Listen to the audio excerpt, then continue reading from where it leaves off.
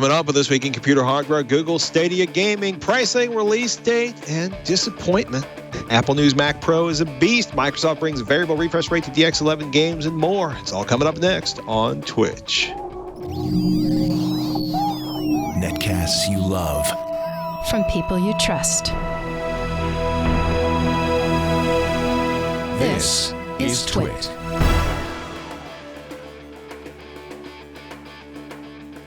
This is Twitch, This Week in Computer Hardware, episode 520, recorded on June 6, 2019. Stadia. Spend even more money on gaming. This episode of This Week in Computer Hardware is brought to you by Gazelle, the trusted online marketplace for buying and selling used devices. Visit gazelle.com/twit to buy a certified pre-owned device and get 10% off your purchase. And by ExpressVPN. Protect your online privacy with one click. Yes, it is that easy. For 3 extra months free with a 1-year package, go to expressvpn.com/twitch.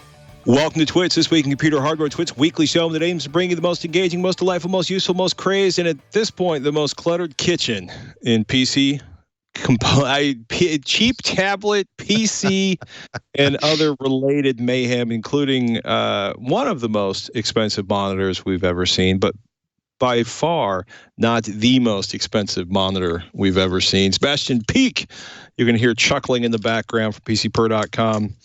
What is the most exciting story for you today, sir? So the most exciting? Well, there's different categories. I mean, we could talk about Apple stuff because obviously they announced a thing. They have a couple of things you may have heard about since we were last talking to you, but I'm not really excited about that. I'm tempering my excitement. Tempering his excitement, ladies and gentlemen. Well, okay, why don't we start with the announcement? Certainly, I didn't expect to see this week. Pricing and ship dates for Google's Stadia, the Founders Edition, the Plank Owners Edition, the Launch Edition. Officially coming in November. Orders are up at the Play Store, store.google.com/ you'll see it there. It's going to be all up in your face. $129 includes 3 months of Stadia Pro, the Founders Badge, Buddy Pass, and Stadia Name. So it's going to launch in 14 different territories, including the US, the UK, and Canada. It will not, however, be available in Guam or Hawaii. At least 31 games from 21 different publishers. And, there's a really nice write-up by Sean Hollister over at The Verge. So again, $130 for the starter kit, which includes the dongle and a single remote, and then $10 a month for the service after that. A free tier will be coming in 2020. And it's interesting. This is not a subscription service, and no. The Verge is really intent on pointing that. You don't rent games, you buy games. So, quote, "We will sell these games like any other digital storefront," Google's director of games, Jack Busser, tells The Verge. And Bandai Namco, Dragon Ball, Xenoverse 2, Bethesda's Doom Eternal, Doom 2016, Rage 2, The Elder Scrolls Online, Wolfenstein, Youngblood, Bungie's Destiny 2, something unknown from Capcom, but I smell Street Fighter. CodeSync Get Packed, that's a Stadia exclusive. Codemasters Grid, Deep Silver Metro Exodus, Drool Thumper, Electronic Arts, we don't know, it's TBD. Giant Software, Farming Simulator 19, which is a tremendously thrilling experience if you haven't tried that one. Larian Studios, Baldur's Gate 3, Enway Games, Power Rangers Battle for the Grid, something not announced from Rockstar Games, Sega Football Manager, SNK's Samurai Showdown. Square Enix will be doing Final Fantasy 15 Tomb Raider Definitive Edition, Rise of the Tomb Raider, Shadow of the Tomb Raider. 2K Games will have NBA 2K and Borderlands 3. Tequila Works Guilt will be a Stadia exclusive. Oh, it's Warner Brothers who has Mortal Kombat 11. THQ's Darksider Genesis, Ubisoft's Assassin's Creed Odyssey, Just Dance, Tom Clancy's Ghost Recon, Breakpoint, Tom Clancy's The Division 2, Trials Rising, The Crew 2.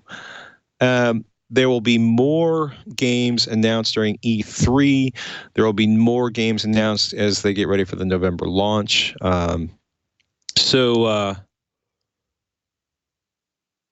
Buster says Baldur's Gate 3 is going to ship simultaneously on the Stadia and on PCs, and those will be the only two places to play it. I don't. The controller looks good. The hardware. Maybe that's why they shut down the Chromecast audio, so they would have little black circles to stuff the Stadia inside of. $69 for an additional controller in the US, £59 in the UK, $89 in Canada. That's a pretty hefty investment if you're adding additional controllers. I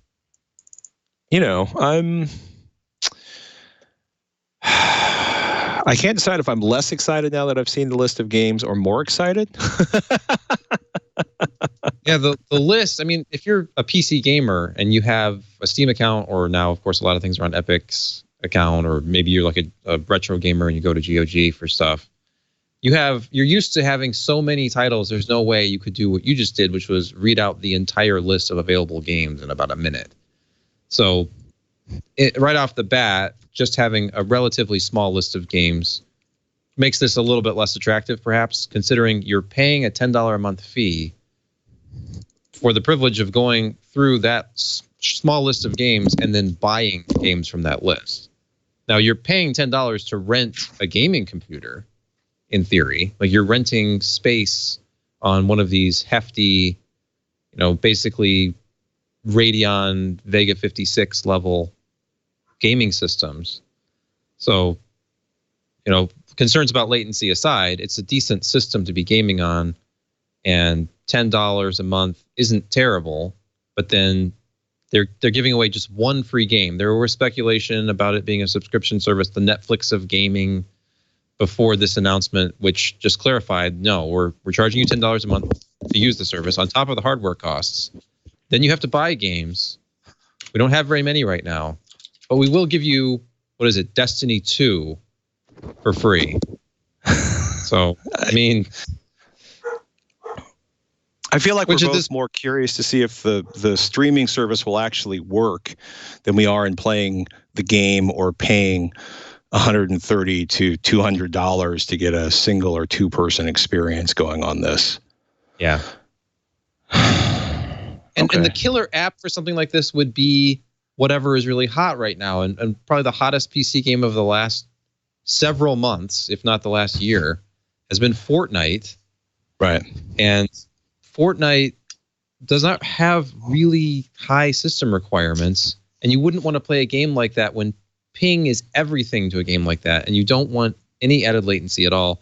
Even though Google has minimized, the latency issue as much as they can, the way that they've presented it, the testing that's been done so far, although, they have a little bit more control if they're seeding it to specific markets. And, we've seen gaming streaming services in the past where it was, you have to be close enough to have an acceptable ping, or you just can't even sign up for the service. So we will see how they roll this out.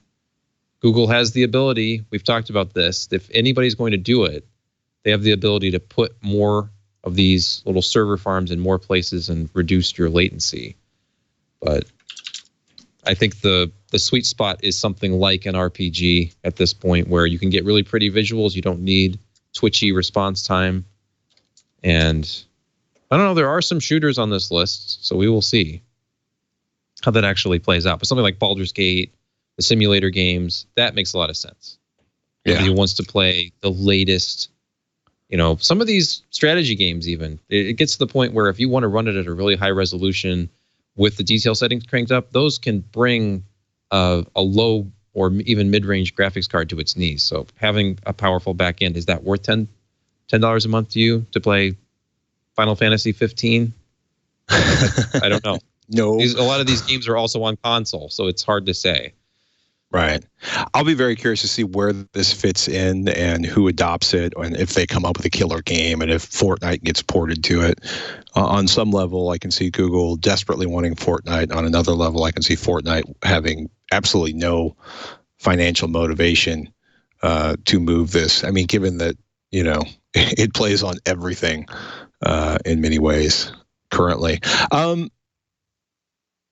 Did it surprise you that pre-orders were opening this early, given that it's not going to ship until November? If I'm being really negative, I would say no, because they want to generate as much interest in this as possible.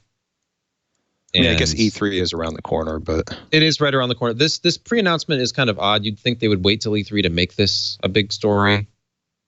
It seems like more and more companies have divested themselves of trade shows, and they just. I mean, if Google is going to be there, then this doesn't really make sense. If they're not going to be there, then I don't know. Maybe if there's any negative reaction to this announcement, which is a pretty benign announcement, it's just it's not exciting, but it's not devastating. Right. But if they had come out at E3 and said it's $10 a month and you get 30 games, that would have been kind of big. It's like, whoa, $10 a month and have access to all these games. It's like $10 a month and you get to buy games, just like on Steam. Yeah, I mean, that's right up there with Hulu's business model for me. Pay an additional fee and still get commercials. Yes. Double dipping because we can. I love it when premium services show me ads, and I'm also a liar. I don't like that at all.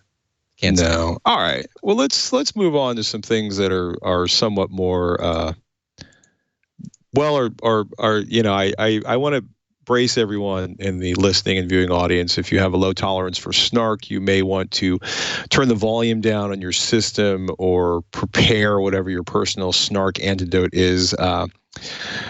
As of June 3rd, 2019, Apple has unveiled the powerful all-new Mac Pro and groundbreaking Pro Display XDR. I will say, from an aesthetic standpoint, the new Mac Pro reminds me of a crazed aluminum museum confection I saw not too far from where CBGB's used to be in the Lower East Side of Manhattan a few years ago, and I think it's absolutely gorgeous.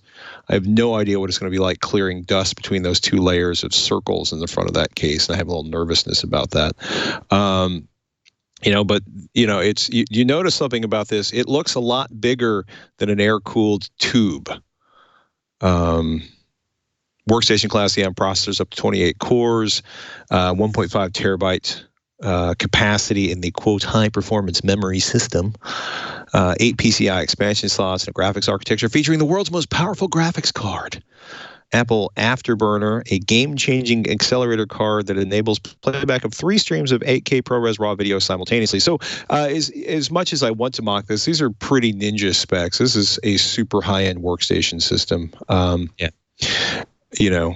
also have to say the system for opening the case is even more incredible than you would expect for Apple, because there is a handle in the top. You rotate the handle 90 degrees like you're about to, open up the drawer in a space station, and the entire case slides off and leaves you this fairly clean space inside the case to work with. As you can see right there is a ton of cooling.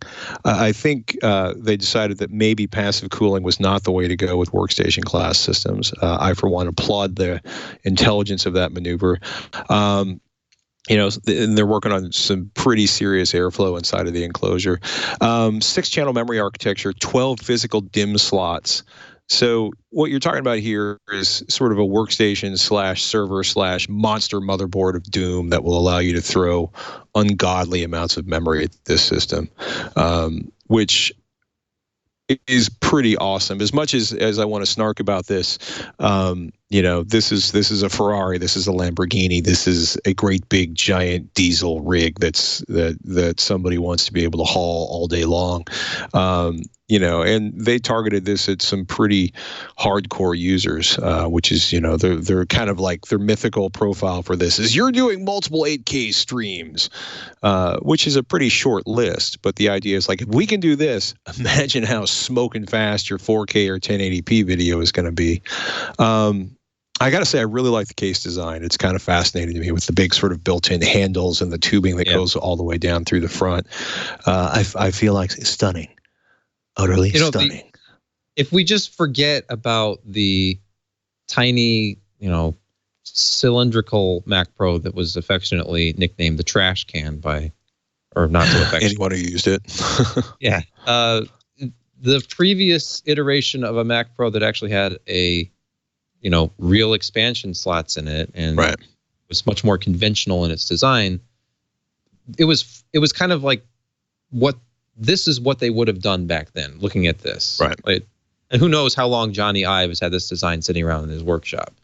But that wasn't a really practical machine to carry around. The handles were more aesthetic than practical on that, unless you liked carrying around long, like sharp, flat things that were supporting 40 or 50 or 60 pounds of weight.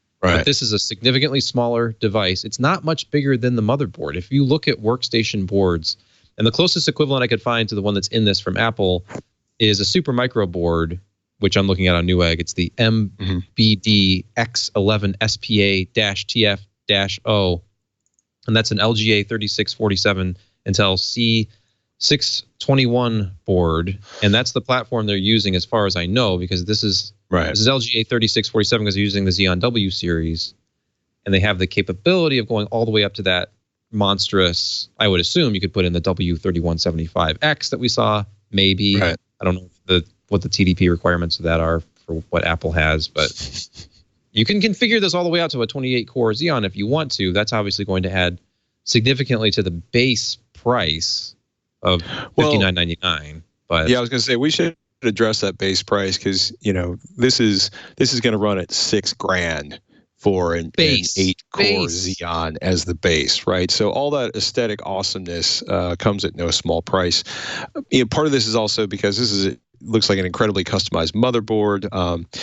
They have a standard PCI Express by 16 that'll do 75 watts of power. Then what they're calling the MPX module, which, quote, starts with an industry standard PCI Express connector. Then, for the first time in a graphics card, additional PCIe lanes were created to integrate Thunderbolt and provide increased capability with up to 500 watts.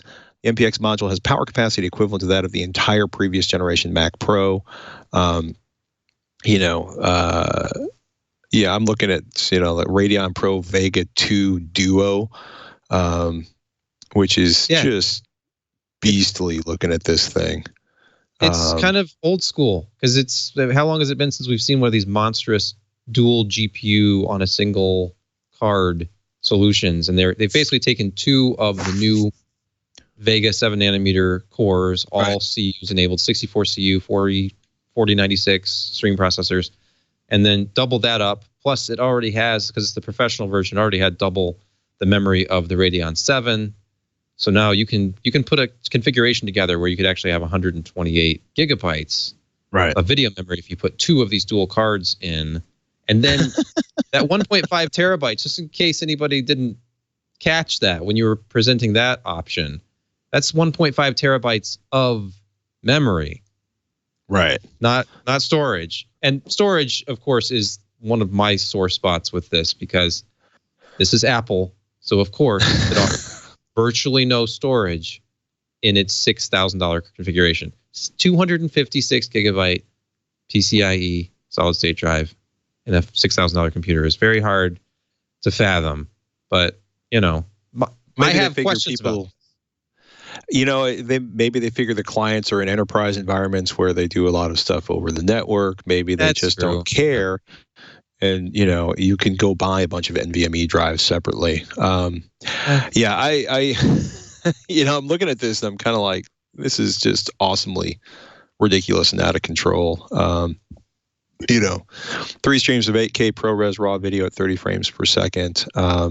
Which is a really big deal. If you look at what it costs to buy a capture card, just a single like Blackmagic capture card for 8K is like $675 or $695.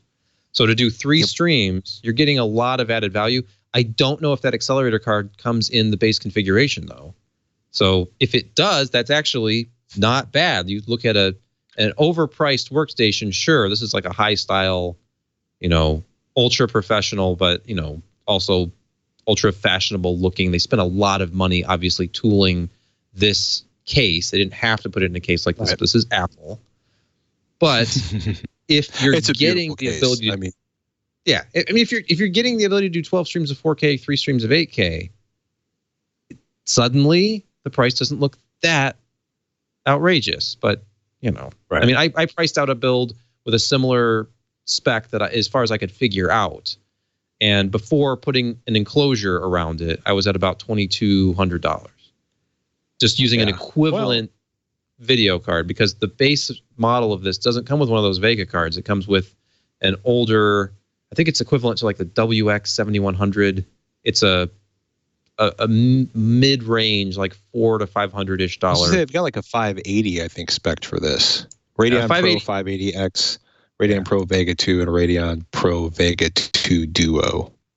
Yeah. Which are Apple-specific SKUs from AMD that are sort of similar to their other workstation cards, but.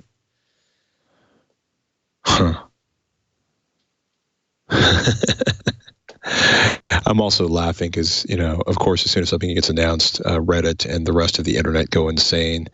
And I'm laughing like, why did Apple put a Radeon Pro 580X in their new cheese grater? Maybe some people like their apples that way.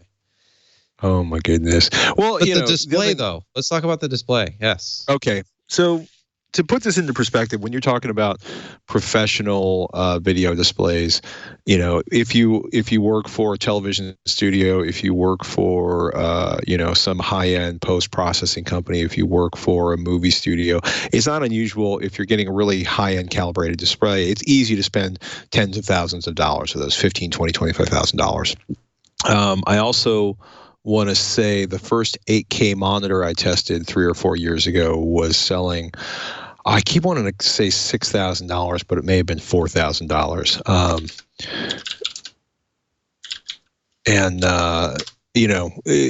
It's Dell UltraSharp 32 8K monitor. The current pricing on that is, brace for impact.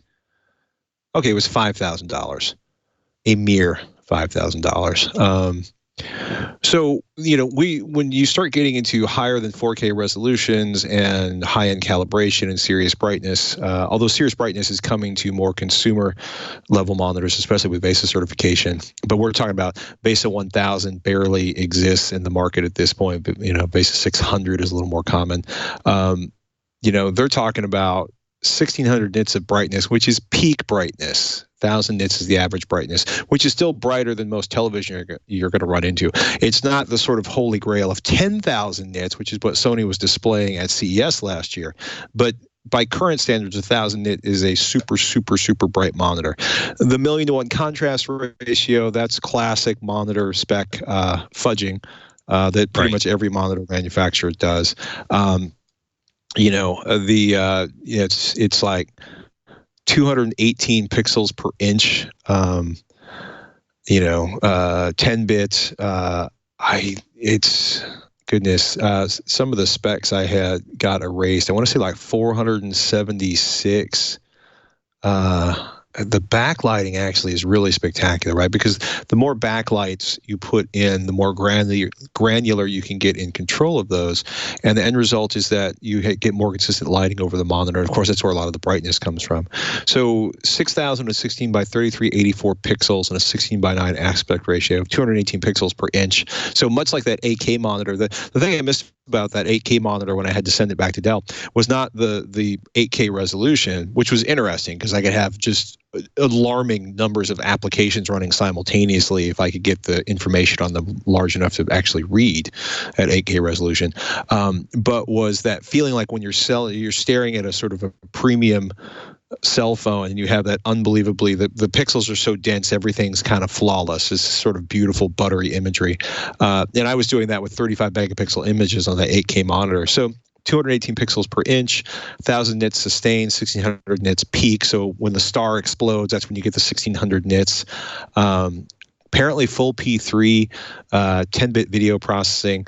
And where is it? 576 full array local dimming zones. That's really impressive. That's really, really, really, really impressive. The refresh rate for this crazy monitor maxes out at 60 hertz, which I'm not really surprised. And I'm kind of curious what it takes GPU-wise to feed that. Probably not that much, given what they're offering. The thing that I think everybody's obsessing about is, yes, this is a $5,000 display, $6,000 if you get the nano matte coating, and I'm delighted that they're offering a matte coating. I am bummed that is $1,000 more than the standard 5K monitor.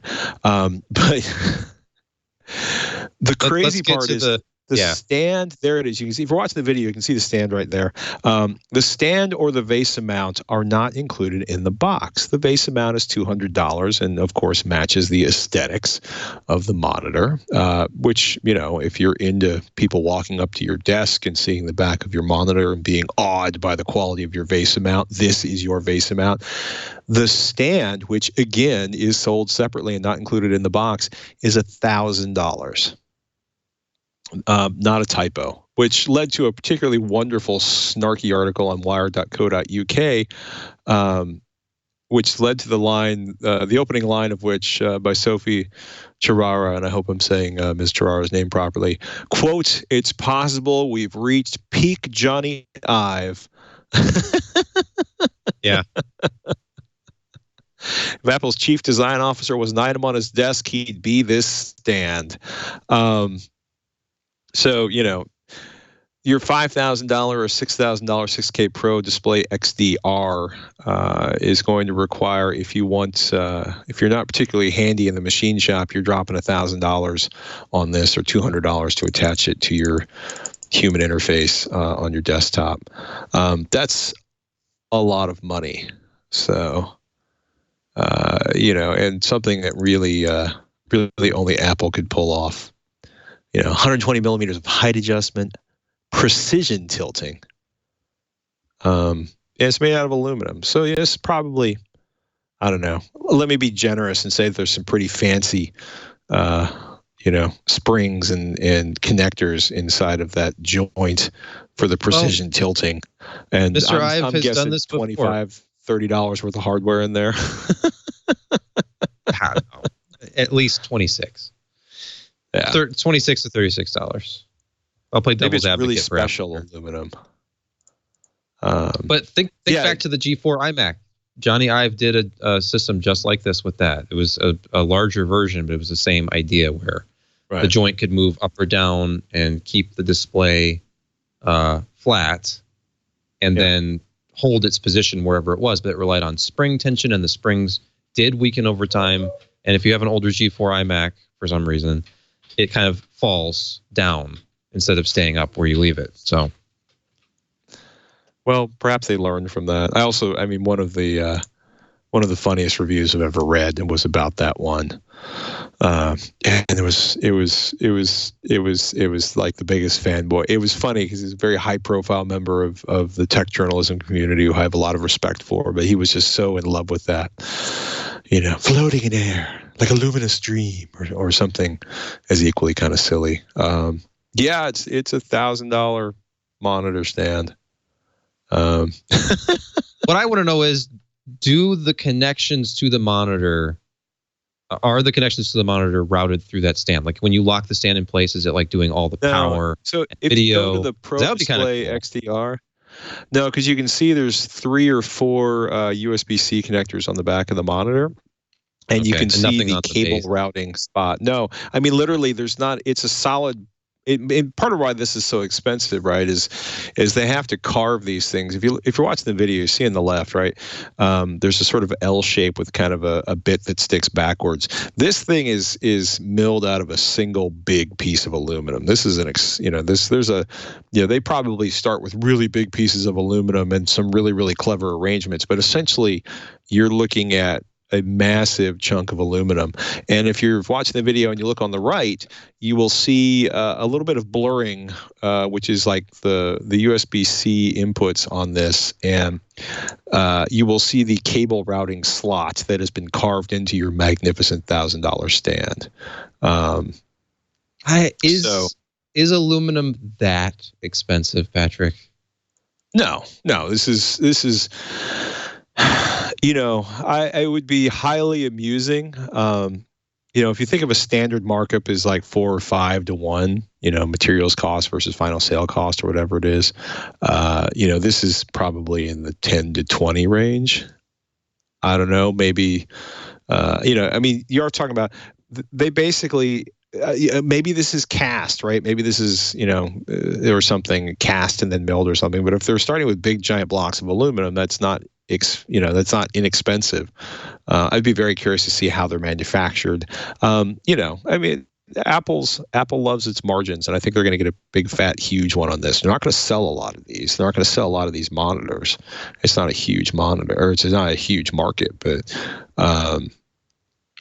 3 Thunderbolt USB-C ports and a power cable. You notice that, so if you look right now, you can see on the right side of the video, you can see how because the monitor goes into portrait mode also, not just landscape mode, but you can see where there's kind of a Pro Display XDR is written on the sort of lower right-hand corner, and to the left of that, there are 4 USB ports, and then close to the VESA mount in the center, where the monitor stand attaches to it, is a, Mickey Mouse ear style power cable connector. So you're literally going to run your power cable and your Thunderbolt 3 USB-C port, or your USB-C cable in through that big oval there and down onto your desk. I'm with you. It would have been really slick if they'd figured out how to integrate the video and power carriage through that display, but no, that is not. I'm disappointed in Johnny Ive, for the record. Well, maybe it would have been a $4,000 stand for your $5,000. No. You had $1,000, Johnny,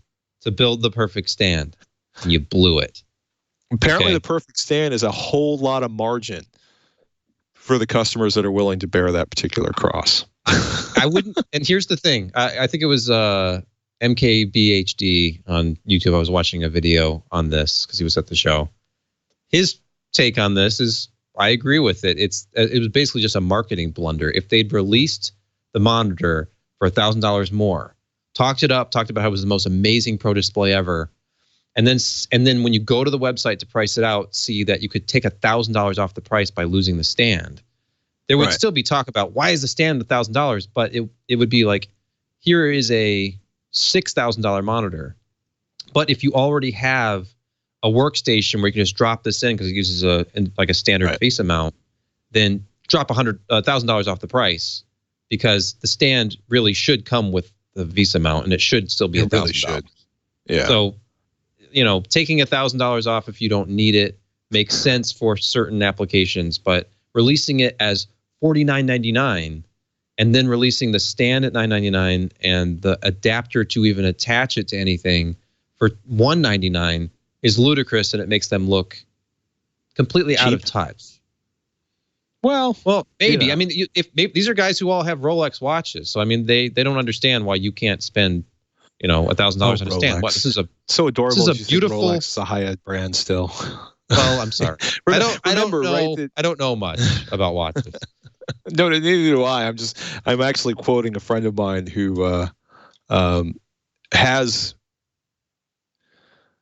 spent, I believe, more on a single watch than I paid for my truck. I'll just leave it at that. It's also kind of, it's kind of funny because when you look at Apple and how they've changed in the last few years, one of the things is their retail chief. I guess she left in April, but Angela Ahrens was senior vice president at Apple, who was in charge of retail operations. And I'm going to say she came from Burberry, which is an incredibly high-end brand at this point. It's not just raincoats anymore. So, I wonder, if they are full on at some level going for this super high-end, super premium experience. And also, quite frankly, the people who are going to buy these,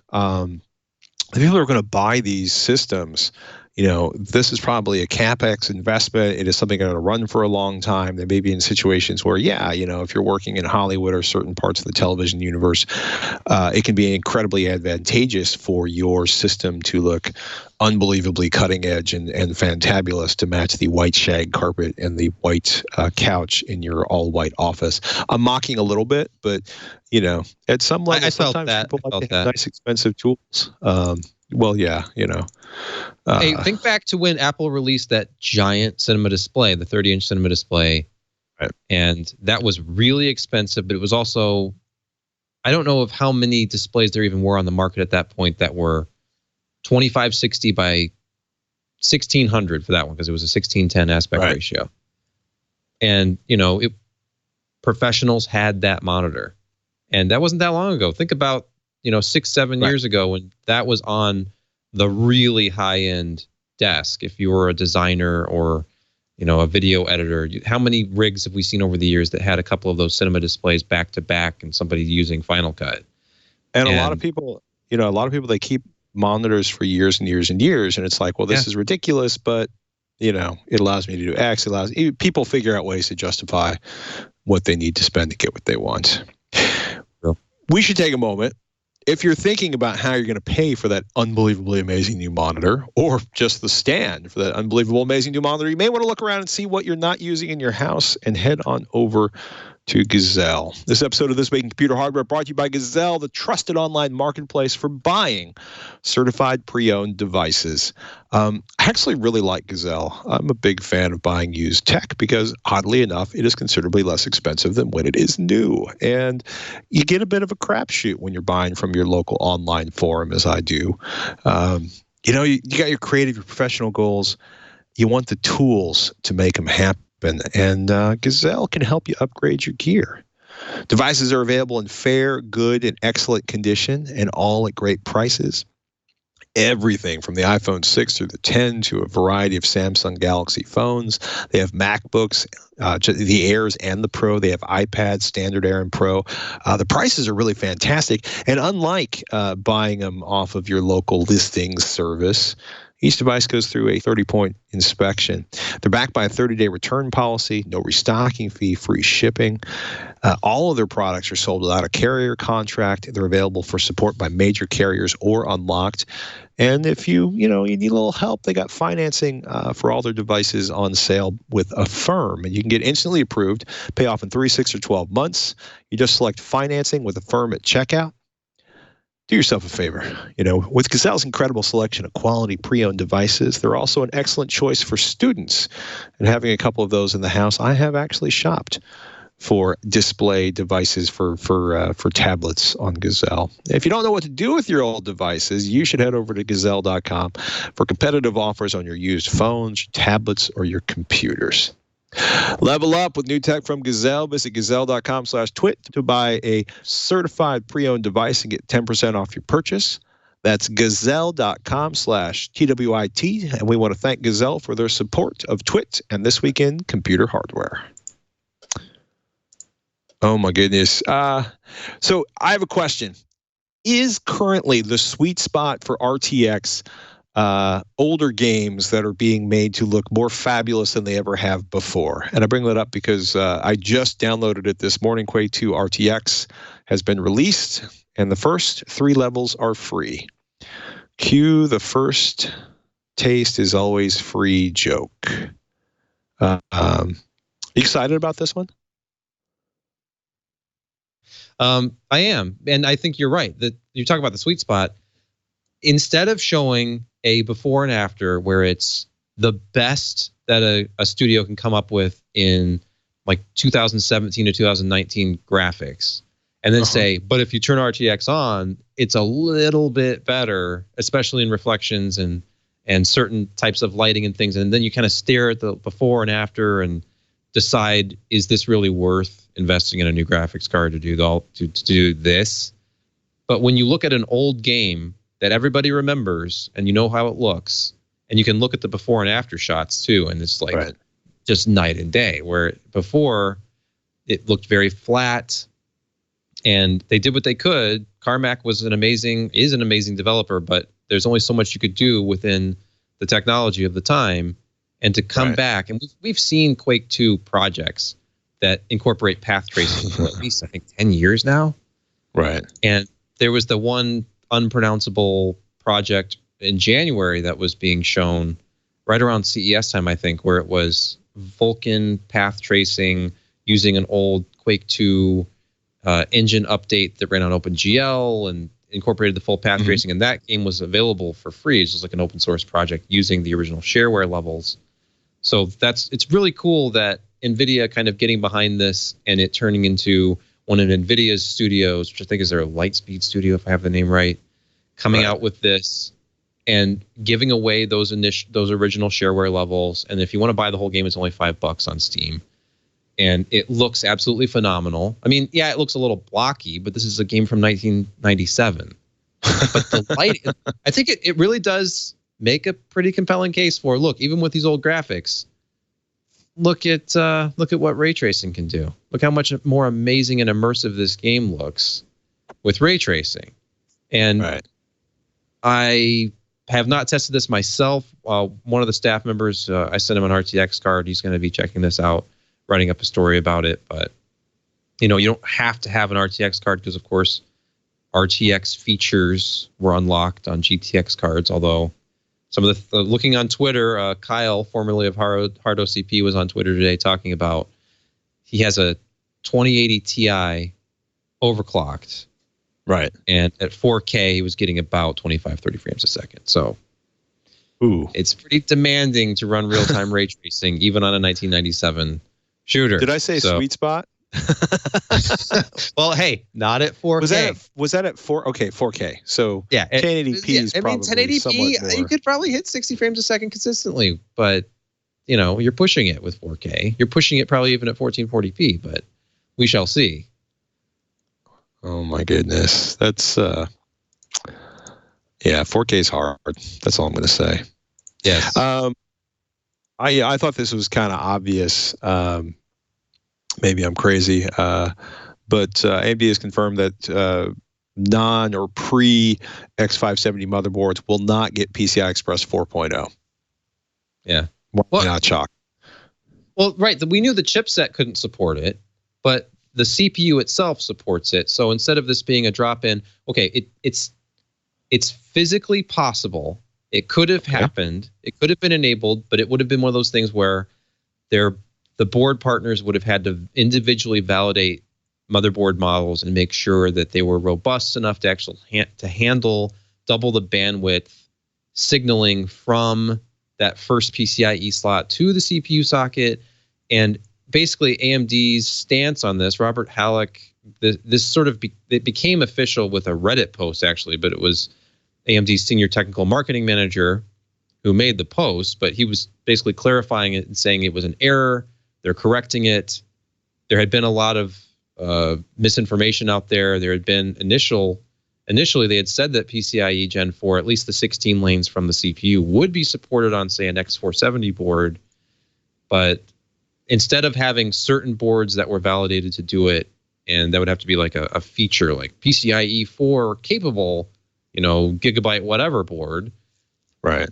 Now it's just all or nothing, which is interesting. I mean, from a consistency standpoint, it's good, but I would personally rather say, what if the highest end X470 boards out there that have 8-layer PCBs and 2+ ounces of copper and gold everywhere, why can't those run PCIe Gen 4?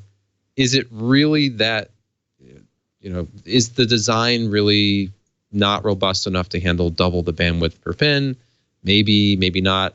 And they said it was possible, but it wouldn't have been consistent. They didn't want that experience for people. So you could be cynical and say maybe they want to sell more X570 boards, but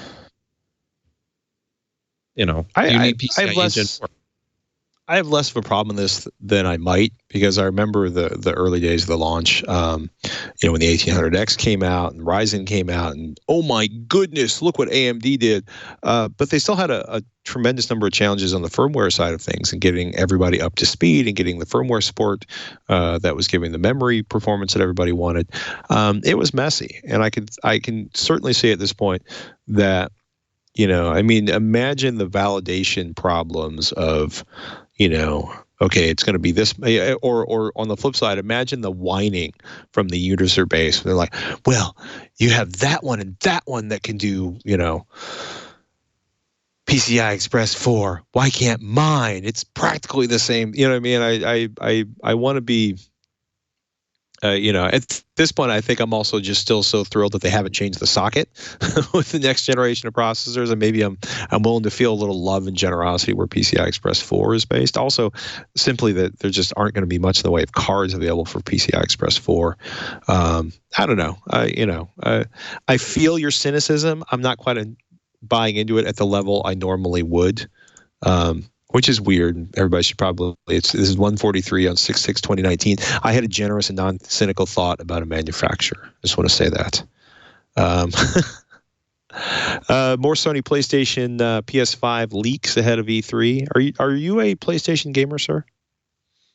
Only occasionally. I'll play. Like I'm one of these people who, since I was a kid, I've bought a baseball game every year. Although like the last 4 years I haven't touched them, but I played RPGs. I was never a big first-person shooter person, which is ridiculous considering the position I'm currently in, because the PC gaming market is driven by shooters. But for my console gaming, it's like not that like high like octane, really really twitchy response type of gaming. It's like lay back on the couch. Click through like text bubbles in an RPG and turn-based combat and strategy games and stuff like that. So, right. But yeah, PlayStation has been, because of the RPG thing, PlayStation was my preferred console. Like back from the first PlayStation 2 came out. I played some racing games, played whatever RPGs came out for the platform. And if you look at what has been revealed so far about the PlayStation 5 or Next or whatever it's going to be called, it's going to be quite an entertainment machine. Like, think back to the PlayStation 2, and that was the most affordable DVD player you could buy and was constantly sold out everywhere. And the capabilities this one has makes it seem like it could be a really interesting hub that also plays games. I don't know, I'm jumping the gun a little bit here, but they talked about 4K 120 hertz support. And I don't know, we were just talking about ray tracing and a really fast, the fastest single GPU gaming card out there, overclocked to 2 gigahertz, still not being able to play a 1997 game with ray tracing at more than 25 or 30 frames per second.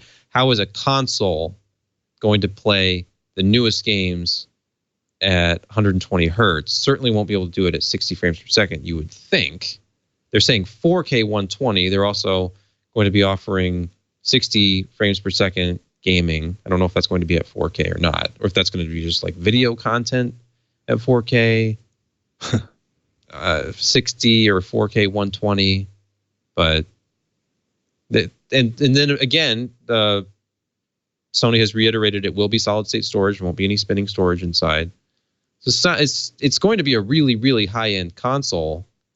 And if it has impressive enough specs when it comes out that it's really gaming at those resolutions and those refresh rates, it'll be kind of a wake-up call to the PC gaming industry, because they can do things. The PlayStation design, the PlayStation 4 that's currently out there, it's very much like a PC, except unlike the Xbox approach, they went with all graphics memory.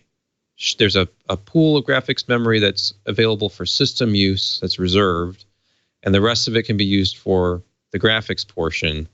But the GDDR5 on the board is actually available to the CPU, and having the entire system run on memory with that much bandwidth makes it very fast. It has a lot of compute power. So if they're doing the same thing again with a newer generation of even faster graphics memory, and much faster, it's obviously going to be using the latest core architecture from AMD. They announced their win on that already, and it's going to be using the latest graphics architecture from AMD. So just worlds ahead of what we had. And it's hard to believe, but the PlayStation 4 is already pretty long in the tooth, and it's time for a new console. I don't know if they're not going to be at E3, actually. I was going to say, I don't know what they'll show at E3, but Sony will not be there. So their little announcement today, which actually came in the form of an interview with CNET originally, is just sort of, once again, yes, it'll have an SSD. Yes, it'll be really fast. Yes, it'll support these high resolutions at high refresh rates. So It's like a PS4 plus. Yeah, I also feel like Sony has a history of telling people how amazing their next generation console is going to be, and maybe not delivering on that as much, because they're also like, it's going to be backwards compatible. It's going to do 4K. It's going to do 4K at 120 hertz. It's going to have ponies. It's going to have a magic poop throwing wand. I don't doubt that it'll have ponies. It'll have ponies. How could it not have? Ponies?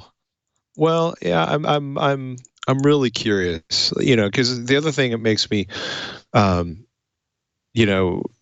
with various and sundry streaming gaming services having crashed, it burned, being replaced by Google doing Stadia, it also makes me wonder, it's like, Sony signed a deal to work with Microsoft on game streaming tech. One thing's the Verge article notes, and it's does that mean they're going to do, are they hitting 4K 120 hertz by doing some sort of crazy, streaming rendering or something like that? I'm just, this is interesting, and Patrick, they are not talking about ray tracing. I'm sorry, I didn't see anything about ray tracing this entire article. I'll have to search through it again, but not to be snarky, but that's the state of gaming in 2019, and if they don't have it, then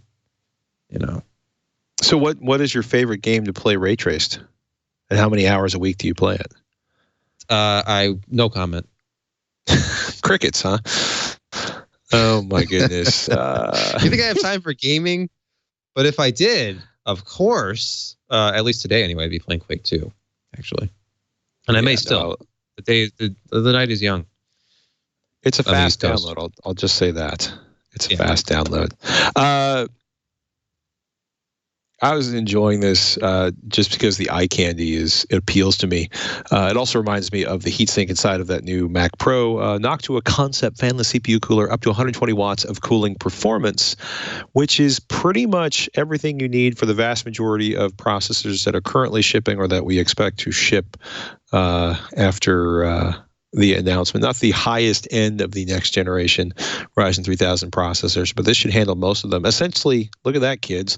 It's a cooling block and a whole bunch of heat pipes and a whole bunch of fat pieces of steel to radiate heat. Yeah, those are those are really, really thick fins. And if you're listening to this, imagine a heat sink, like a big knock to a heat sink, but instead of thin aluminum fins, you have fins that they're not as fat as a heat pipe, but they're like, a third the thickness of a heat pipe. They're really thick fins. I'd say like at least a 1/16 of an inch, maybe between a 1/16 and an 1/8 of an inch. They look much thicker. It's certainly thicker than anything I've ever seen on a case design. And they're also, they're sort of bonded together, welded together with some fairly hefty steel. I mean, this is a burly looking device. I'm kind of curious how they're coupling the heat pipes to the individual plates inside of that. Asymmetric design for better PCI Express clearance. And because Nantech got some pictures of this prototype, I'm kind of, 120 watts in a fanless case with, quote, good natural convection, up to 180 watts with quiet case fans or fan directly on the cooler.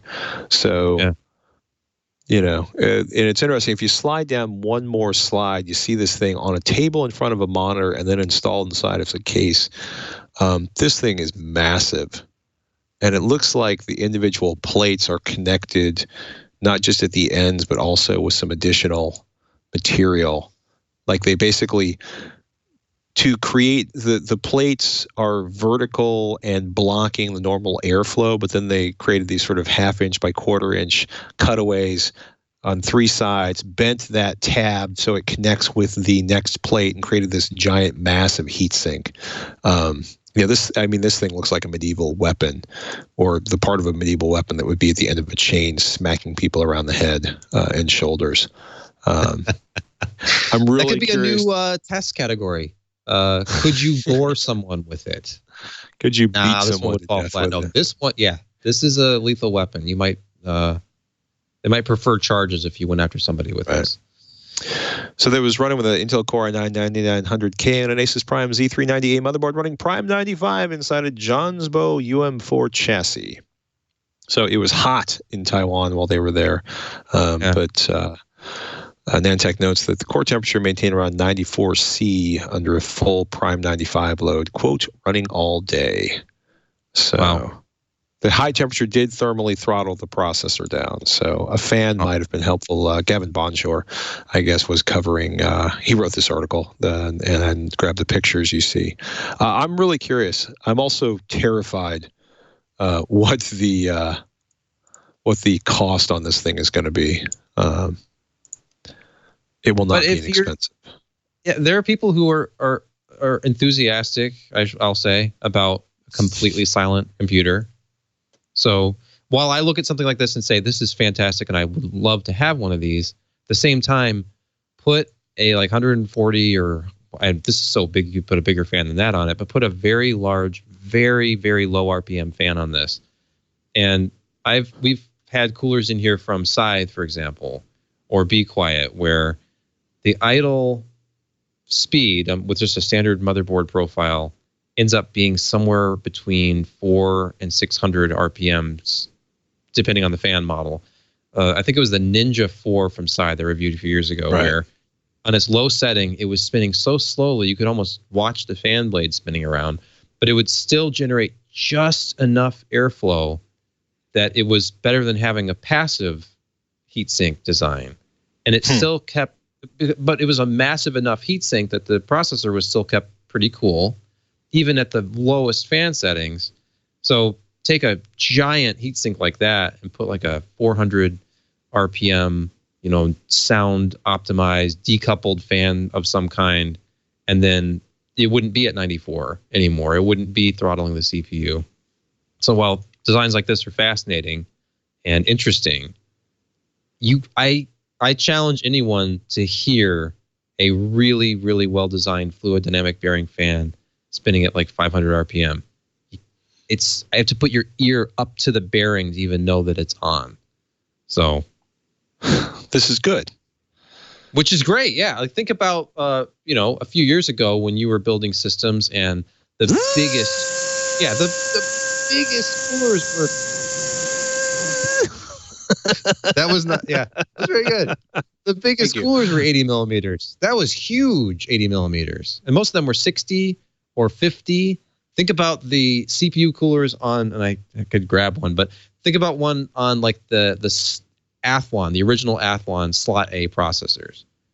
And you could buy aftermarket heatsinks and overclock those things to 1 gigahertz, but you would do it at a significant noise penalty. I had one that was a dual fan heatsink on my Athlon when I was overclocking it, and yeah, it was louder than what you were just doing, and that's before adding a bunch of case fans and the really, really loud spinning hard drives and everything else. So we've come so far as low noise that it's just staggering, just in the last 10 or 15 years.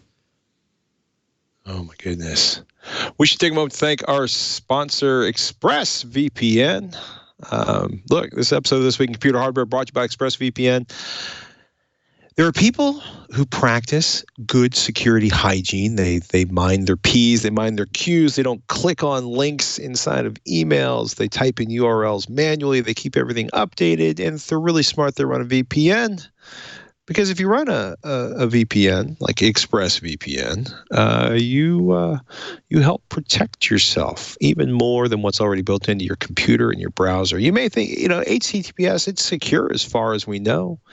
And just like everything else involving a computer or the internet or browsers or cryptography or anything else, it's secure until it isn't. So by wrapping your packets inside of a VPN, by using that virtual private network inside of the network, you make sure nobody knows what you're doing in the coffee house. You make sure your ISP can't track what you're doing. It's cool. ExpressVPN secures and anonymizes your internet browsing. It encrypts your data. It hides your public IP address. It's good. It's easy. If you can press a button with your mouse, or you can set it up to automatically start, the apps are easy to use. They're running in the background. It's seamless. Computer, your phone, your tablet, they got you covered. Turning it on, seriously, if you can click, you can get ExpressVPN running. Using ExpressVPN, I can feel secure and safe, even if I'm doing something crazy like using the public Wi-Fi at McCarran on my way back from CES. That was the first place I ever ran into full-on free Wi-Fi in an airport, and I use it, but I don't use it without a VPN. For less than $7 a month, you can get the same ExpressVPN protection that I'm using right now. ExpressVPN, rated the #1 VPN service by TechRadar, comes with a 30-day money-back guarantee. You can try it if it's not as fast as you'd like. If it just doesn't seem as easy as I'm saying, you got 30 days to figure that out. It's good stuff, people. Protect your online activity today and find out how you can get 3 extra months free with a 1-year package at expressvpn.com/twitch. That's expressvpn.com/TWICH for 3 extra months free with a 1-year package. expressvpn.com/twitch to learn more. We want to thank ExpressVPN for their support of This Week in Computer Hardware. So we talked about the ON tablet last week, and I promised the ONN ON tablet. This is the 10.1 16-gigabyte Android tablet. It's a little difficult to see if you're watching the video, in part because unlike the Mac Pro, there's not a $1,000 nano matte option for Nano this X screen. glass, yeah. Surprising. Nano X Surprising glass. from the Walmart tablet. Well, yeah, just take it easy there. Okay. I can assure you, it is most definitely a tablet. And I can also assure you that it proceeds at what I will affectionately call a rather stately pace. So unlike with the most expensive tablets or phones available today, there are big fat bezels around all 4 sides of this. It is very plasticky. I got to say, if you're thinking about buying an inexpensive tablet for your kids, I don't really have an issue with the plastickiness because that implies that there is kind of bumper space in between the incredibly expensive bits that lose the magic smoke inside and the actual case itself, where in the case of my iPhone 6, which bent, it just was painful, the bend that was in it in my first week of use because I had it in my pocket. Something like this, you've got some abuse room. I'm just going to flat out call it. You can be kind of cruel to it. It's not as slow as you might think, because Sebastian and I were laughing in pre-show because I was like, oh, I wish this had more than 2 gigabytes of RAM, because that pretty much means, well, it doesn't pretty much, it flat out means with 2 gigabytes of RAM, you're basically running one application at a time. And if you switch applications, you have to wait for sort of the application 1 to be sort of signed out and dropped into the main storage, and the application 2 to be loaded into system memory. And it's not the fastest thing. Once apps are accessed, so the memory's not really fast. There's only 16 gigabytes of it. So this is why this thing is so inexpensive, right? It's $79 for the basic 10-inch version. There's an 8-inch version that sells for a whopping $64. And what shocked me is comparing it to some Samsung and other tablets, these are really reduced prices. I was a little outraged and shocked at how expensive some of the lower spec configured tablets are from some of the major manufacturers. This is not super highly spec. I think my favorite part of it is that it has one of the latest editions of Android on it. It also has a Walmart button on it, which I'm kind of horrified by, because it's actually, you won't be able to see it, but there's sort of the standard navigation controls for Android, and then there's a Walmart button that launches a Walmart-y kind of app. Which is peculiar, but fairly useful. I don't know what to tell you. It works. It's inexpensive. It's got a very late version of the operating system. I have not clarified where the updates are coming from this, but I believe they will be coming directly from Google or from Android, or basically, you're not going to be waiting for a character on this or a carrier on this. Android 9, 2 gigabytes means you're going to be waiting switching between apps. Battery life is what I will affectionately call pathetic because they're estimating it at a whopping 5 hours. So if you plan on spending a lot of travel time with this, you will be wanting an external battery to connect to it via the micro USB connectors. I will say I am delighted that it has a micro SD card, and given that it only has 16 gigabytes of local storage, you are going to be, you're either not going to be loading a lot of apps on this, or you're going to be spending a lot of time loading a micro SD card and integrating it with main storage, which I'm always a little uptight about. But I consider 16 gigabytes fairly unusable if you want to load any more than a minimal number of apps. And obviously, there's not much in the way of storage for media on a 16 gig or a 16 gigabyte device. However, with micro SD card, you should be able to get at least 64 or 128 gigabytes in there. Oh, sorry. You know what? It's nice to have the option of buying something that inexpensive, though. With all its limitations, it sounds like it works. So that's works. step one. It functions the way that it's supposed to. It runs an operating system that you can install apps on, and the screen is usable. And it sounds like the touchscreen actually works properly. I got to say, the screen is much better than I expected. It's not like looking at a $1,200 device by any stretch of the imagination, but it's not blown out. There's some decent saturation. There's no massive bright spots. The refresh rate's workable. What I'm going to do, because I'm feeling kind of wild and crazy this week, I'm going to keep this for at least a week. I'm going to run some stuff on. I'm going to load some basic games like Fruit Ninja's particular favorite around here and some other stuff. I'm going to see what we can get running on it, how well it operates, and at what point I have to wipe the thing and start over again because the 16 gigabytes of storage is filled up and I've got to get crazy with a micro SD card. Fortunately, I have a couple of 64 and 128 gigabyte micro SD cards around here. It's interesting, and the wall bar button is really funny. Yeah. And the cameras are just worthless. Let's just say that right now.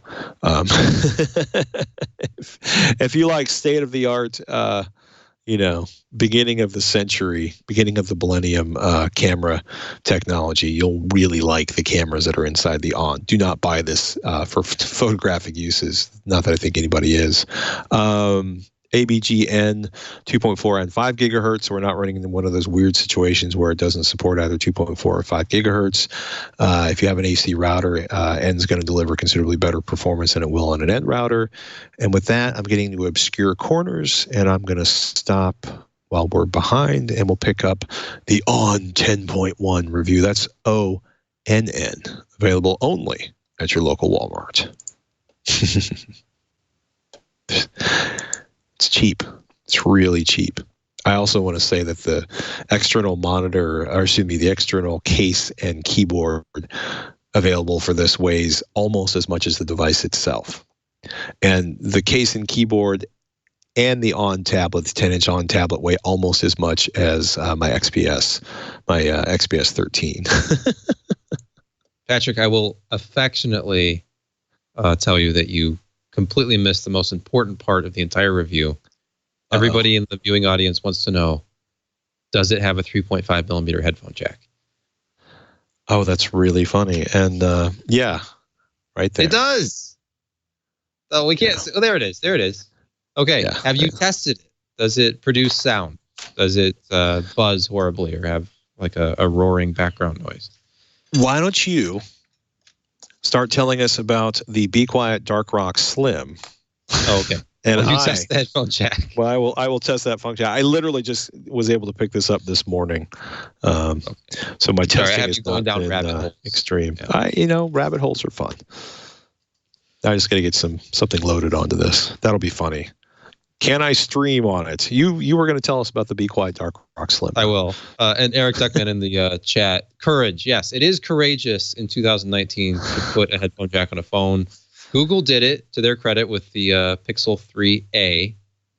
I have seen some renders about the new Samsung Note 10 coming out that do not have a headphone jack. So all you Samsung fans who like to rub stuff into Apple's face, you're about to become a clone. Sorry.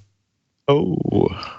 Anyway, speaking of fans that are not loud, like the fan on this original Athlon 700, and it's not really original because I replaced the fan because the original one had completely given out. Like, it moved not very fast and it made a horrible noise. But, you know, even a brand new sleeve bearing fan on one of these things at 60 millimeters, it's loud. So you don't want a loud cooler on your CPU. Noctua has that prototype, which you can't buy. There are absolutely passive coolers for your CPUs. They get really, really big. And in fact, a lot of the really quiet coolers have really, really big heat sinks. And kind of in the mid-size, I actually have one here. Mid-size, Be Quiet, had previously been making a heatsink about this big.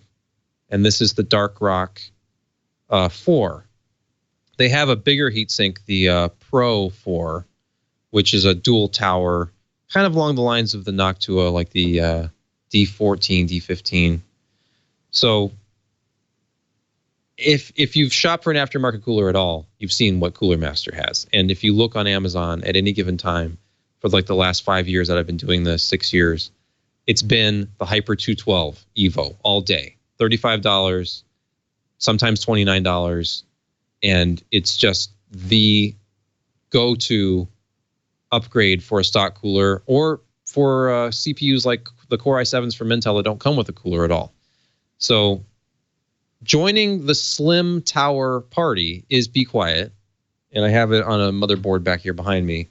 Recently finished testing this, and they now have a slim cooler as well. It's about the same size as one of the Hyper 212 Evos. The actual heatsink dimensions, it's 47.4 millimeters thick, 127 wide, and 159.4 millimeters tall. So very, very similar dimensions to the Hyper 212 Evo.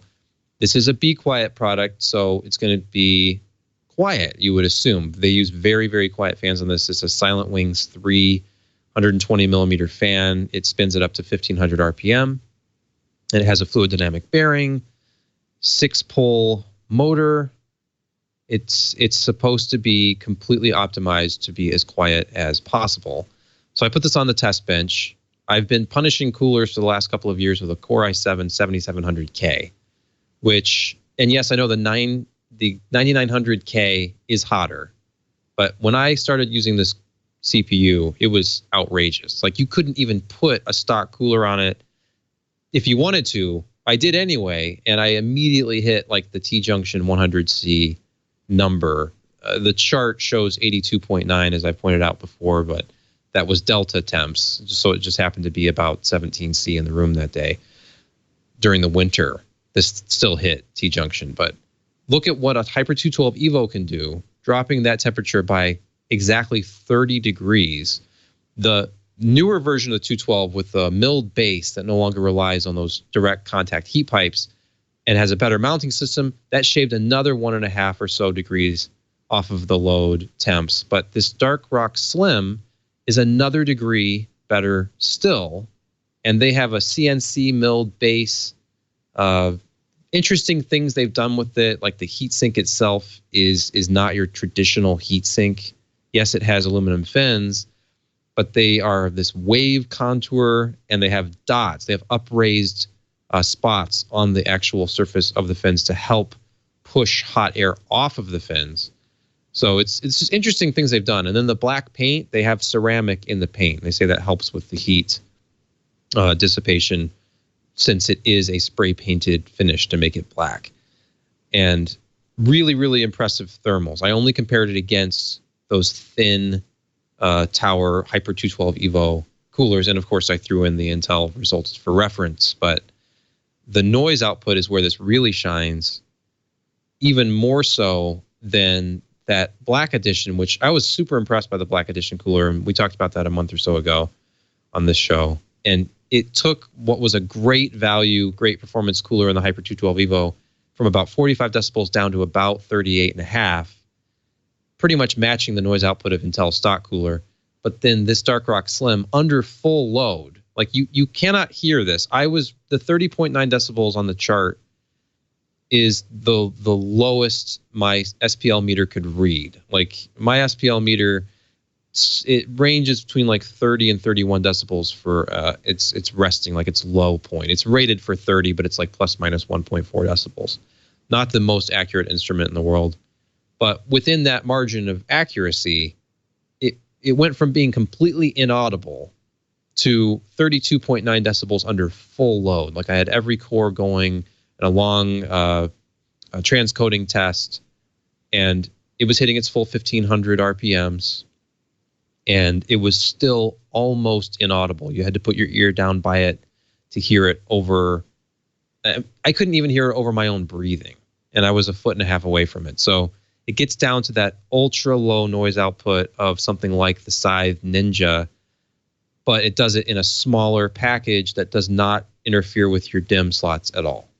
And that's the big thing with this style of cooler. It's the high compatibility style, or the slim single tower style, where it's pretty much occupying a footprint directly over the CPU, and then your DIMM slots are completely removed, and you can have the tallest, heat sinks on your RAM, and it's not going to block anything. So very, very impressive. The only real drawback to this is the fact that the Hyper 212 Evo and its far improved successor, the Black Edition, sell for like $35 still. So I think the Black Edition ranges a little bit more, but the non-RGB version's around the same price as the 212 Evo. And that doesn't seem that unreasonable. No, the pricing on this one is 60. So when you have the Evo at 35, and then you have this one, which is a degree cooler and is a lot quieter. So if noise is at a premium, you have to pay not quite double, but you pay a significant premium to get that really, really low noise output. And it's I don't think you could just slap one of these Silent Wings 3 fans on your Hyper 212 Evo and get the same results, because they've done a lot to optimize airflow, and it's an interesting design to this heatsink. When you see it up close, you see the little bumps on the surface, and you realize this is not just a standard heatsink design. But I haven't seen it for sale at the usual places yet. There are some sort of enthusiast cooling sites that have had some US stock so far, like Aqua Cooling, I think, was one of them. Performance PCs doesn't have it. Newegg doesn't have it. Amazon doesn't have it yet. It just launched in May. US availability will be coming, but for now, all we have is the list price, which is $59.90 US.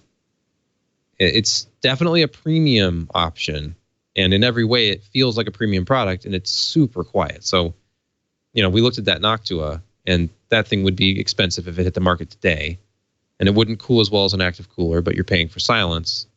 And this is nearly inaudible. I think it was Kit Guru did a review of this in the last couple of weeks or so, right after it launched, and they said it was the quietest CP cooler they'd ever tested. So it's really, really quiet, and I found that to be the case as well.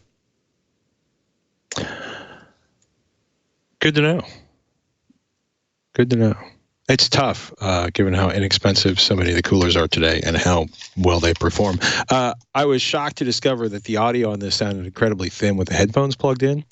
And then I realized that part of the reason the audio was sounding so thin is because it was coming through the headphones from the device I was holding in my hand, and that plugging and unplugging the headphone jack had absolutely no impact on what was playing on the device itself. So it is just...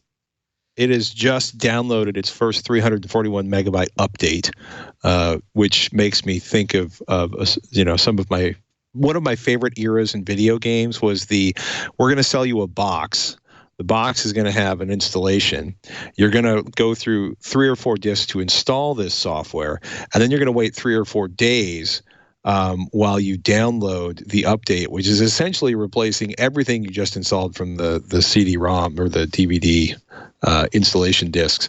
So right now I'm installing the system update. We will see if that activates the headphone jack. But currently, it has a headphone jack. Plugging 2 different sets of headphones into it have done nothing. It still plays the audio out of the device itself, which is a little tinny. But, very acceptable and probably less crappy than I've heard from some more expensive devices in the past. Will you be doing a live teardown of this product? It's tempting. It is really tempting. But is the headphone jack just a hole in the plastic case? Is there anything in there? Are you plugging headphones into plastic? I don't think I'm plugging headphones into plastic because there is more. It's what is the word I'm looking for here? There is definitely stuff in there. Oh, okay. And the stuff, I see the three sort of, projections you would see on the side of an actual headphone jack.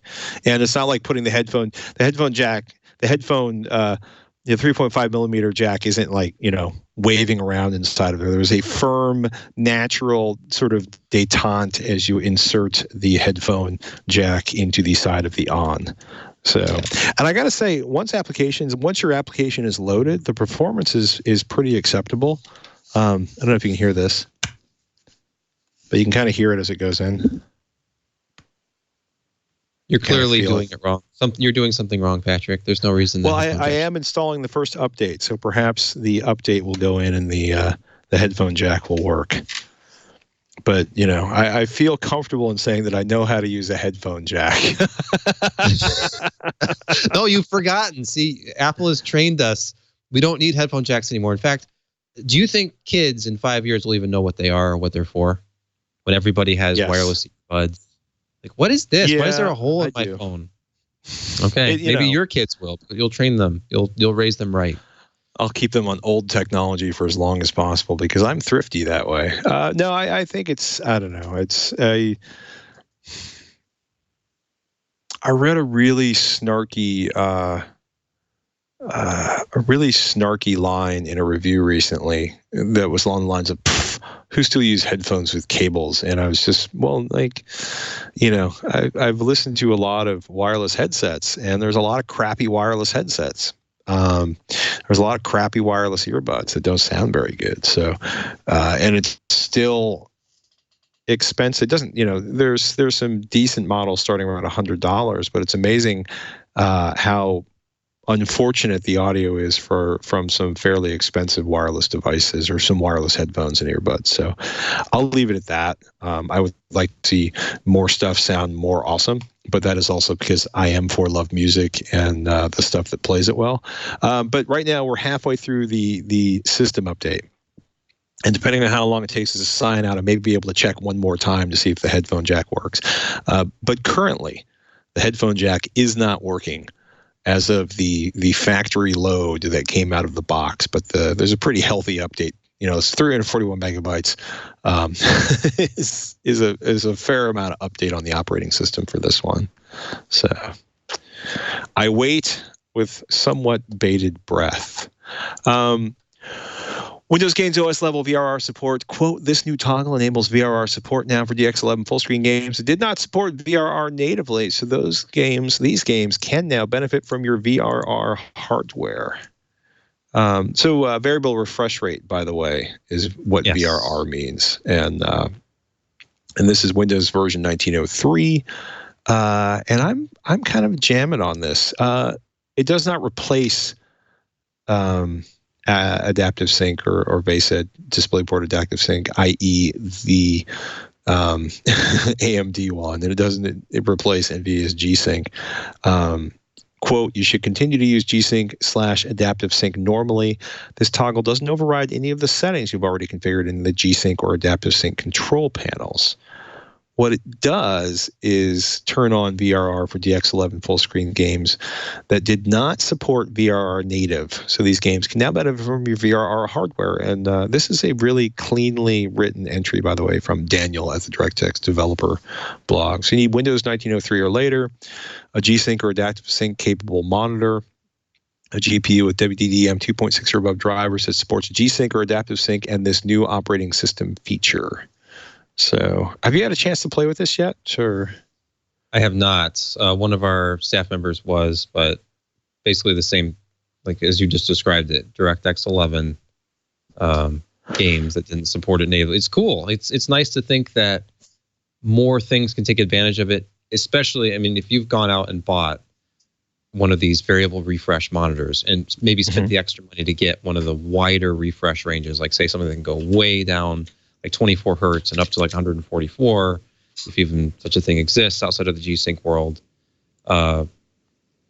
It's you want your stuff to actually take advantage of the hardware, and it's nice that I have to admit, I usually kind of bash Microsoft a bit, and it's great to see something like this, especially because they're giving support to an older API. This is DirectX 11. They're adding this to, so they've shown a couple of times recently where they were willing to add features to DX 11, and this is just another one of those features. So I'm laughing in part because I'm looking at a list on Giant Bomb, and it's games that use DirectX 11, and I'm laughing because I'm thinking about how many of these, how old this article must be. Battlefield Bad Company 2, Dirt 2, Stalker, Call of Priapod, Sid Meier's Civilization 5, World of Warcraft, Medal of Honor, Aliens vs. Predator, Battleforge, Metro 2033, Crisis 2, Dirt 3, F1 2010. Wow, that was a long time ago. Tom Clancy's Hawks 2, Battlefield 3, Lost Planet. This is just like 16. There's probably hundreds of games. There are so many more. In fact, you mentioned F1. Even F1 2018, one of the games I've been using in the benchmark suite, that's still a DirectX 11 game. There are more DirectX 11 games even among current games than DX 12 games. Right. So it's not everything. I mean, part of it requires DX 12 because DX 12 requires Windows 10, which means if you want to sell more copies of your game, you need to at least have a DirectX 11 mode. A lot of these DX 12 games have both. Part of it's also developers have maintained for a while that OpenGL and DirectX 11 are much easier to code to than DirectX 12.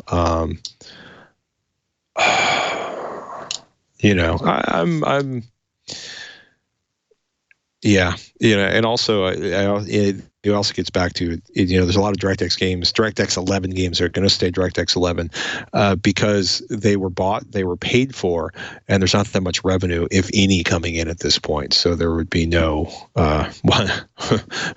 Why would someone update an older game DirectX 12 if nobody's buying it in any kind of volume at this point? Exactly. So, oh my goodness! And also, by the way, if you haven't been there in a while, Reddit/PC Gaming, or say r/PC Gaming is always fascinating. Just the volume of posts that come out are kind of mind blowing still to me, and I feel like I've been looking at it on and off for 1,000 years now. It can't be that long, but man, it's always amazing how much news shows up and how many announcements shows up and fixes and repairs and everything else that's going on. So E3 coming up. We expect more AMD news coming out of that. I wouldn't be entirely surprised if NVIDIA and Intel made some noises, but I think the stuff we're all looking forward to the most may be coming from NVIDIA. What are you looking forward to? Is there anything you can tease that's coming up at PC Per? Just more of the same kind of. We're doing quite a few reviews now that Computex is over. We've kind of closed the book on that, and we could cover Computex all year. There are so many press releases and so many new products that it's staggering.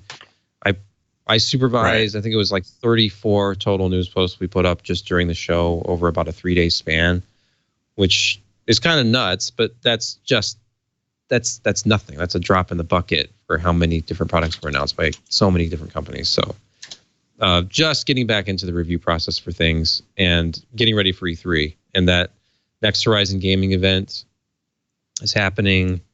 I think that's on the 10th. Yeah, June 10th. So I will be there. And whatever we're allowed to talk about, that's a public event. So I'm sure everybody's going to be live streaming it, live tweeting it. So I'll be doing the same and seeing some specifics about the graphics cards, hopefully learning a little bit more about the architecture, learning pricing, release dates, all that good stuff. So we already knew release dates, but as we get closer to July 7, of course, I keep on forgetting. It's 7/7. It's been drilled into my head. Right. It's always about the 7th. But yeah, that's what I'm most interested in. Just finding out what the SKUs are going to be, what the the streaming processor counts, what they've done with the new RDNA, I think is the name of the new architecture. Learning about that, so it'll be pretty fascinating stuff. I'm kind of excited. It's amazing, right? Because that's Monday next week. that the Horizon Gaming event's happening, and then Tuesday is when E3 opens. Some of the other rumors that are floating around is that there will be multiple AMD Navi GPUs on the way. I want to say this is based at where is it?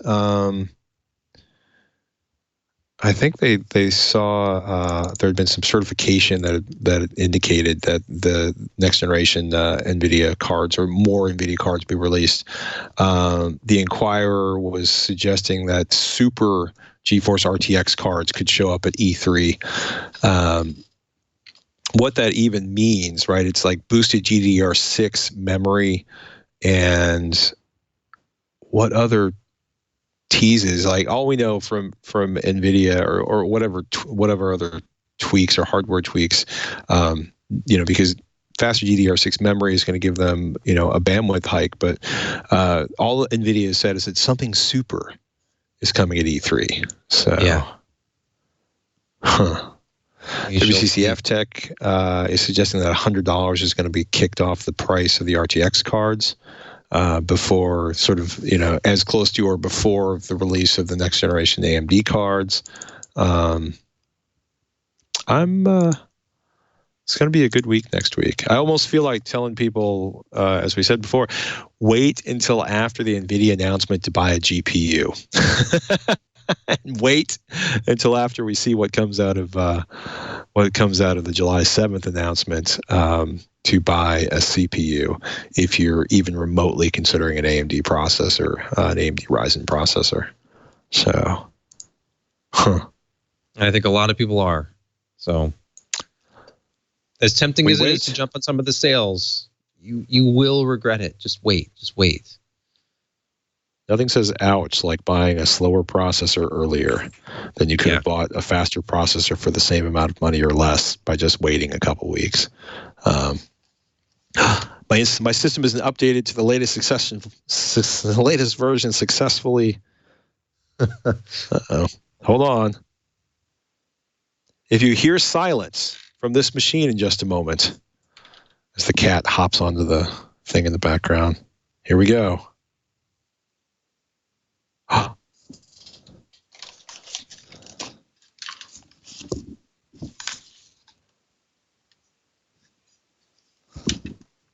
Best firmware update ever. Yes. we have a headphone jack. We have a headphone jack. This might be a killer. I don't know. I'm curious what the amp is probably trash. But by adding on an external, let me just next week. Please don't. You're going to put an external headphone amplifier on your $64 tablet. Okay. Well, I mean, think about it. Digital analog players cost a delete expletive fortune. Even the expensive ones are a couple $300. It may be crazy talk. This would also be funny. I could get the 8-inch one and jury rig it into the dashboard of the truck. And then I could actually use there's a device I'm testing. I'll talk about next week, which allows me to use Google Assistant to control. I'll stop right now. This is This Week in Computer Hardware. I'm Patrick Norton, and I'm obviously very excited about doing strange things with inexpensive hardware because, hey, everybody can afford like a $65 tablet. The other gentleman you're seeing here, the younger, smarter, more suave, red-haired guy, Sebastian Peak. He's the editor-in-chief of PC Per, and he is getting all kinds of excited about traveling to beautiful Los Angeles, California next week for E3 and covering it for PC Per. And of course, he'll call into This Week in Computer Hardware that week. You can find more of me at avexcel.com. And eventually, when I launch a website, which I will hopefully be able to tell you about next week. But right now, I'm just trying to make sure you know about twit.tv/TWICH, which is the location you get all the information on all of our older shows, how to subscribe, and all that good stuff. If you can, stream or download video or audio, we can get this show to you every single week. With that, ladies and gentlemen, thank you so much for listening. I'm Patrick Norton. And I'm Sebastian Peak. We'll catch you next week on Twitch.